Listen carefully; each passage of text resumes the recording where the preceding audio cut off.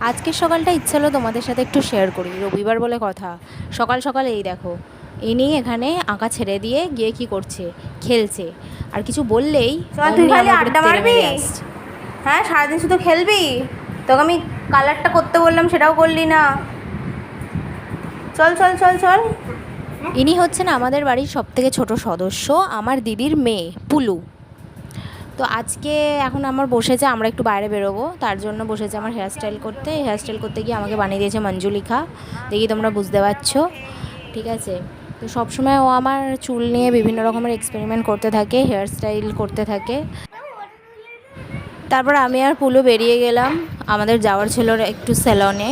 এই যে আমাদের পাড়ারই একটা পাশে স্যালন ছিল ছোটোখাটো, ওর চুলটা কাটানোর জন্য। কারণ ও কয়েকদিন আমাদের বাড়িতে এসে আছে, আর বুঝতেই পারছো এখন প্রচণ্ড গরম পড়ছে, গরমের মধ্যে বড় বড় চুল থাকলে বাচ্চাদের খুবই অসুবিধা হয়। তো অনেকটা খুঁজে খাজে, এই যে মুখটা দেখো পিঁচির মতো করে আছে, চুলগুলো সব মুখে পড়ছে। সুন্দর হয়ে গেছে ওকে দেখি। এতক্ষণ ধরে বসিয়ে রাখাই একটা বিশাল বড় চ্যালেঞ্জ। ও যে বসেছিল এটাই অনেক বড় ব্যাপার। হেয়ারস্টাইলটা কেমন হয়েছে তোমরা বলো। আর এই বাড়িতে এসে দেখি এই যে সামনে মা আর বাচ্চা মিলে শুয়ে আছে গেটের কাছে। ঠিক আছে, চলো টাটা, বাই বাই।